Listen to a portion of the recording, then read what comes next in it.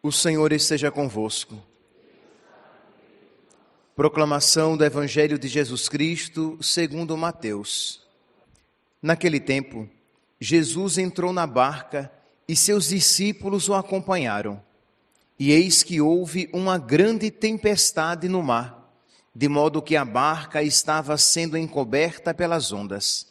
Jesus, porém, dormia.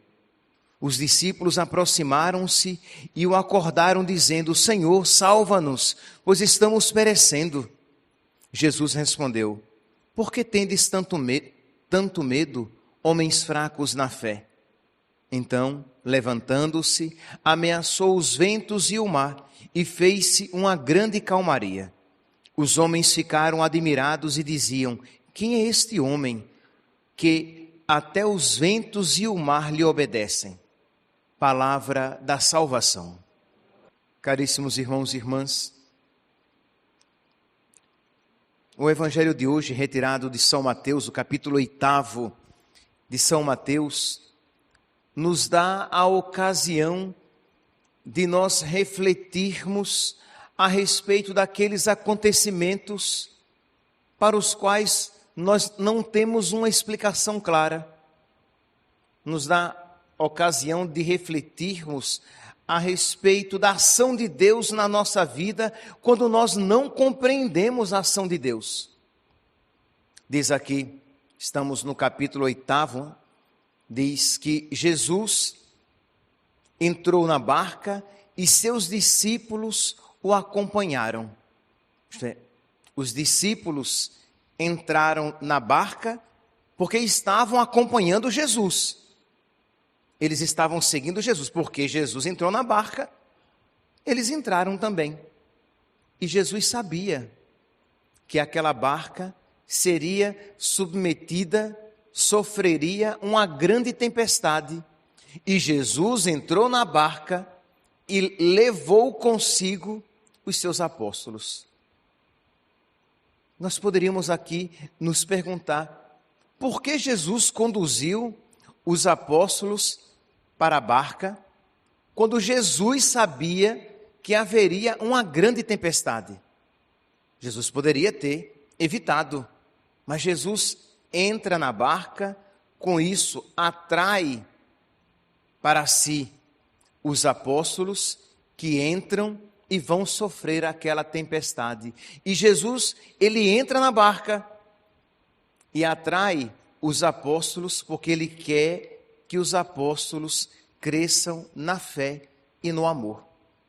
Aqui, meus irmãos, saibamos, quando nós vivemos na fé, quando nós vivemos na amizade com o nosso Senhor, dificuldades, problemas, tribulações acontecerão, mas se o Senhor permitir tais dificuldades, Ele tirará um bem maior, e esta fé, ela não precisa ser sentida, ela precisa apenas ser acolhida, isto é, eu creio, Senhor, eu creio nesta verdade, eu creio que se eu estou contigo, até as coisas mais tristes podem ser vividas com a certeza de que grandes graças me visitarão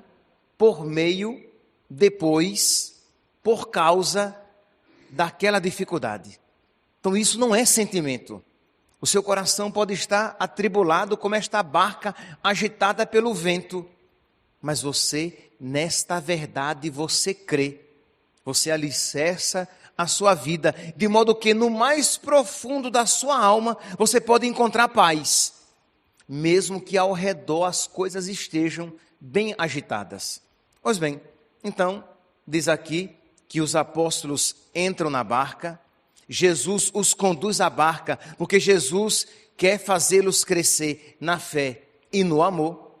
E diz então, versículo 25, que quando a barca começou a ficar agitada, sendo saculejada pelas águas, eles sofrendo, experimentando aquele forte vento contrário, diz aqui que Jesus dormia na barca. Os discípulos aproximaram-se e o acordaram dizendo: Senhor, salva-nos, estamos perecendo. Aqui, meus irmãos, é aquela experiência que nós às vezes experimentamos de Deus aparentemente distante. Isto é, até o sono de nosso Senhor, isto é, a sua aparente distância, era providencial. Jesus parecia dormir para despertar neles uma fé maior, uma confiança maior em nosso Senhor, mesmo quando nosso Senhor não parece estar presente. Isso é um ensinamento para nós. Isto é, quando a tribulação, a dificuldade, quando uma grande tempestade visitar a nossa vida, nós somos chamados a, mesmo sem sentir, mesmo sem perceber a presença de nosso Senhor, nós somos chamados a dizer: Senhor, eu creio que Tu estás comigo e que Tu és Rei, que Tu estás regendo toda esta situação. Eu não Te vejo, Senhor, porque eu estou tão agitado, eu estou tão agitada, que eu não consigo perceber a Tua presença. Ou eu estou chorando tanto, isto é, sofrendo, que eu não consigo Te ver. Santo Agostinho diz, né, que quem chora não vê. Quando você chora, a sua visão fica turva, fica distorcida pelas lágrimas. Quando não até, você não vê absolutamente nada, porque você leva as mãos ao rosto quando você chora. Então quem chora não vê. Quando estamos sofrendo, a visão fica distorcida. Então, mas você, mesmo em meio a esta cegueira circunstancial, você dá o passo na fé e diz: Senhor, eu creio, Tu estás comigo. No mundo tereis tribulações, mas coragem, eu venci o mundo, diz nosso Senhor, e eu estarei convosco todos os dias até o fim do mundo. Então aqui, meus santos, é a ocasião para nós crescermos na fé, porque é claro, ter fé, quando tudo está ok e maravilhoso na nossa vida, é fácil. Ter fé, quando estamos tendo arroubos espirituais, arrepios místicos é ótimo, né? É fácil. Mas ter fé, com lágrimas nos olhos, ter fé com o coração apertado, ter fé com a vida totalmente desarrumada, com as coisas desajustadas, ter fé nestes momentos, aí sim, é uma ocasião propícia para ter uma fé forte e é uma ocasião propícia para crescer na fé, mas é claro que nós não gostamos. Ok, mas nós acolhemos, se Deus permitiu, ou se Deus enviou, é porque há um grande presente escondido naquele sofrimento, como havia um grande sofrimento escondido naquela tempestade. Por isso que Jesus permitiu aquela tempestade, não só permitiu, Jesus os levou para aquela tempestade. Se nós pegarmos este mesmo texto no Evangelho de São Marcos, no capítulo 4, versículo 38, lá os apóstolos são até mais enfáticos. Eles dizem: Senhor, estamos perecendo e Tu não te importas? Aqui eles não dizem isso. Eles dizem apenas: Senhor, salva-nos, pois estamos perecendo. Lá em Marcos, capítulo 4, versículo 38, estamos perecendo e Tu não te importas?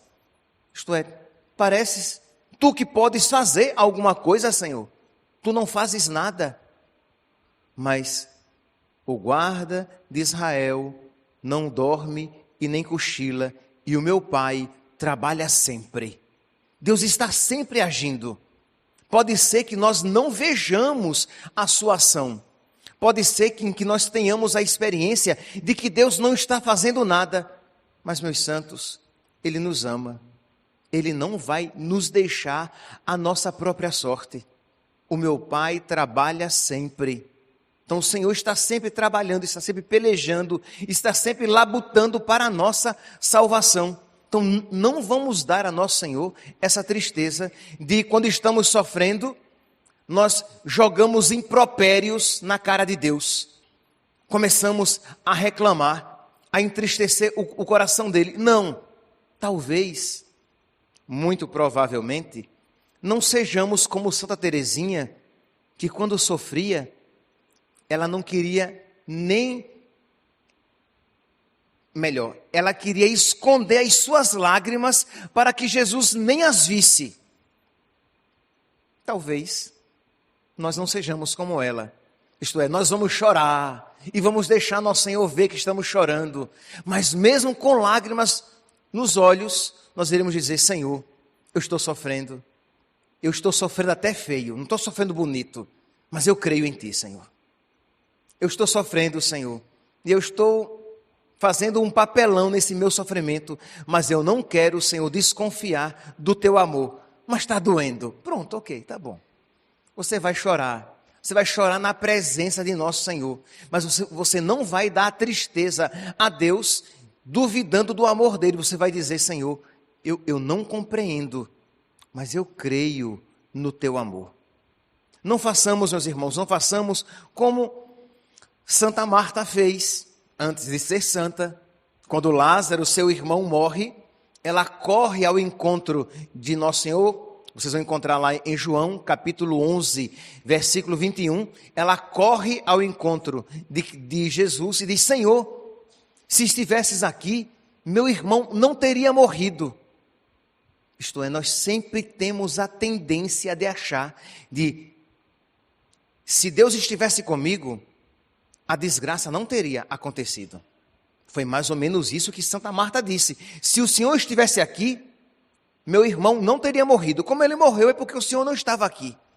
Então, se o Senhor estivesse comigo, eu não estaria sofrendo. Se eu estou sofrendo, é porque o Senhor não está comigo. Se o Senhor estivesse comigo, aquela tribulação, aquela tempestade não teria sobrevindo sobre a minha vida. Mas como ela veio, é porque o Senhor não estava presente. O Senhor estava dormindo. E não é verdade. Podem coexistir. E não serão poucas as vezes, muitas vezes, cruz e Cristo. Isto é, a cruz vai nos visitar, a dificuldade vai nos visitar, o sofrimento vai nos visitar e Jesus estará presente naquele sofrimento. Se nós tivermos fé, se nós estivermos no amor de Deus, a cruz e Cristo virão sempre juntos, nunca a cruz sozinha. E será sempre uma ocasião de nós crescermos no amor de Deus. Então, qual deve ser a nossa atitude? Com o coração apertado, com lágrimas nos olhos, em meio à dificuldade? Um ato de fé. E repito, não depende do sentimento. Você vai, em meio àquelas dificuldades, dizer: Senhor, eu creio no teu amor. Eu creio, Senhor, que Tu estás presente. E eu convidaria aqui a que você visitasse as dificuldades que já aconteceram na sua vida e tivesse essa atitude de fé. Mas, padre, mas já passou. Mas você pode voltar àquela situação e dizer: Senhor, eu creio, Tu estavas ali. No momento da tribulação, eu não disse isso tão claramente. A minha fé não foi tão clara assim. Mas Tu estavas ali, Senhor, eu creio. E se por acaso você estiver vivendo agora, você tem a oportunidade de dizer agora: Senhor, eu creio, Tu estás comigo. Meus irmãos, se você tiver um pouquinho de idade e um pouquinho de caminho na fé, você já experimentou isso. Isto é, você já passou por dificuldades, por tribulações na sua vida, e você viu que Deus estava presente e que Deus tirou algo muito bom daquele sofrimento. Você olha para trás e vê o quanto você cresceu com aquela tribulação, com aquele sofrimento, que foi sensivelmente agradável? Não, foi desagradabilíssimo. Foi desagradabilíssimo. Mas, quando você olha para trás e você vê os frutos espirituais que você colheu com aquelas dificuldades, se você tiver um pouquinho de fé, você vai dizer: Senhor, eu teria passado por tudo aquilo novamente. Valeu a pena. Porque graças àquela ocasião de sofrimento, graças àquela ocasião de tribulação, eu cresci na fé. E eu tive a oportunidade de te amar na dor, de te amar com lágrimas nos olhos. E como isso, Senhor, me fez crescer no amor a Ti. Pode ser que você agora não veja com tanta clareza, mas se você olhar os eventos passados, você provavelmente verá situações semelhantes. E você deve então, iluminado por aquelas circunstâncias, por aquelas situações do passado, você dá o passo na fé e diz: eu creio que o Senhor tem graças maiores ainda para me conceder. E eu não compreendo, Senhor, parece que tudo está bagunçado por um furacão. Mas eu creio que Tu estás presente. E foi exatamente isso que Jesus pediu dos apóstolos. Diz aqui, eles acordaram Jesus, os discípulos aproximaram-se e o acordaram dizendo: Senhor, salva-nos, pois estamos perecendo. Jesus respondeu: por que tendes tanto medo, homens fracos na fé? Jesus não tinha ainda feito o vento se calar e o mar se acalmar. Jesus os chama à fé com o vento forte e o mar agitado, homens de pouca fé. Porque seria fácil Jesus dizer homens de pouca fé, depois que tivesse acalmado o mar e calado o vento. Mas com o vento ainda forte e com o mar ainda agitado, Jesus os chama à fé, homens de pouca fé, homens fracos na fé. E aí em seguida, levantando-se, ameaçou os ventos e o mar e fez-se uma grande calmaria. Mas na tempestade, na tribulação, Jesus os convida à fé, repreendendo-os, homens fracos na fé.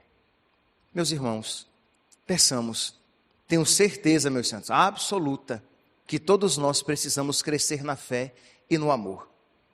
Tenho certeza absoluta que todos nós podemos sofrer de uma maneira mais digna de um filho de Deus, de alguém que é templo do Espírito Santo, de alguém que foi lavado pelo sangue de Cristo e sustentado por este mesmo sangue na Eucaristia.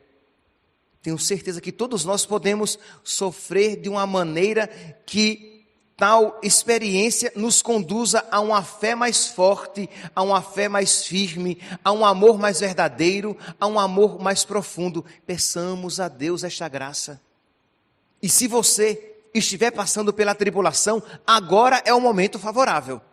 Porque não há como crescer na fé e no amor desta maneira sem passar pela tribulação, sem passar pelo sofrimento, sem experimentar o cadinho da cruz.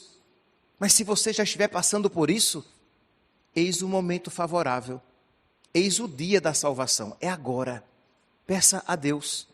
E se você estiver passando por um momento tranquilo, peça a Deus essa graça quando o sofrimento visitar a sua vida, porque vai visitar.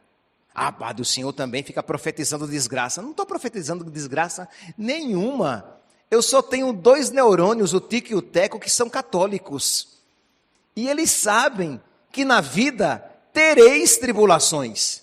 Não estou profetizando nada. Não sei se será amanhã ou daqui a um ano, mas eu sei que será.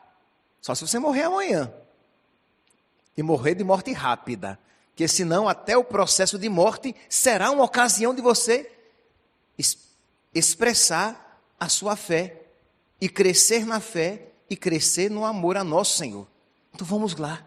Pedir a nosso Senhor que nos conceda esta graça, para que em todas as circunstâncias da nossa vida, principalmente as mais dolorosas, as que nos fazem sofrer e chorar, nós tenhamos a oportunidade de crescer na fé e no amor a nosso Senhor.